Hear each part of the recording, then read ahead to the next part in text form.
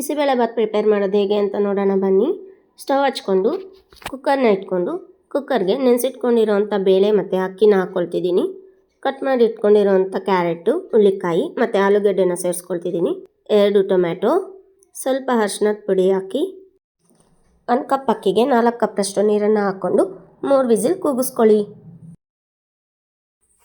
Vigil ಬಿಟ್ಟಿದೆ. ಇವಾಗ ಒಗ್ಗರಣೆಗೆ ಒಂದು ಪಾತ್ರೆ ಇಟ್ಕೊಂಡು ಸ್ವಲ್ಪ ಎಣ್ಣೆ, 1 ಸ್ಪೂನಷ್ಟು ತುಪ್ಪನ ಹಾಕ್ಕೊಂಡು ಸಾಸಿವೆ ಮತ್ತು ಜೀರಿಗೆ, 2 ಏಲಕ್ಕಿ, 2 ಪಲಾವ್ ಎಲೆ, 2 ಮರಾಠಿ ಮೊಗ್ಗು, ಬೇಡಿಗೆ ಮೆಣಸಿನ್ಕಾಯಿ, ಸ್ವಲ್ಪ ಕರ್ಬೇವಿನ ಸೊಪ್ಪು, ಕಟ್ ಮಾಡಿ ಇಟ್ಕೊಂಡಿರೋವಂಥ 1 ಈರುಳ್ಳಿನ ಹಾಕ್ಕೊಂಡು ಈರುಳ್ಳಿ ಚೆನ್ನಾಗಿ ಗೋಲ್ಡನ್ ಬ್ರೌನ್ ಆಗೋವರೆಗೂ ಫ್ರೈ ಮಾಡ್ಕೊಳ್ಳಿ. ಅಕ್ಕಿ, ಬೇಳೆ ಮತ್ತು ತರಕಾರಿನ ಸೇರಿಸ್ಕೊಳ್ತಿದ್ದೀನಿ. ಸ್ವಲ್ಪ ನೆನೆಸಿಟ್ಕೊಂಡಿರೋವಂಥ ಹುಣಸೆ ರಸ, ಮನೆಯಲ್ಲೇ ಮಾಡಿಟ್ಕೊಂಡಿರೋವಂಥ 3 ಸ್ಪೂನ್ ಬಿಸಿಬೇಳೆಬಾತ್ ಪೌಡರ್ನ ಸೇರಿಸ್ಕೊಳ್ತಿದ್ದೀನಿ. ನಿಮಗೆ ಕನ್ಸಿಸ್ಟೆನ್ಸಿಗೆ ಎಷ್ಟು ಬೇಕೋ ಅಷ್ಟು ನೀರನ್ನು ಸೇರಿಸ್ಕೊಂಡು ಪೌಡರ್ ಹಸಿ ವಾಸನೆ ಹೋಗೋವರೆಗೂ ಚೆನ್ನಾಗಿ ಬೇಯಿಸ್ಕೊಳ್ಳಿ. ಈಗ ಬೆಂದಿದೆ. ಕೊತ್ತಂಬರಿ ಸೊಪ್ಪನ್ನ ಹಾಕ್ಕೊಂಡು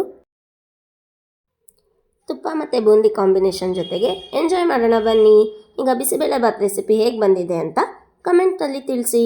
Please like, share and subscribe to my channel.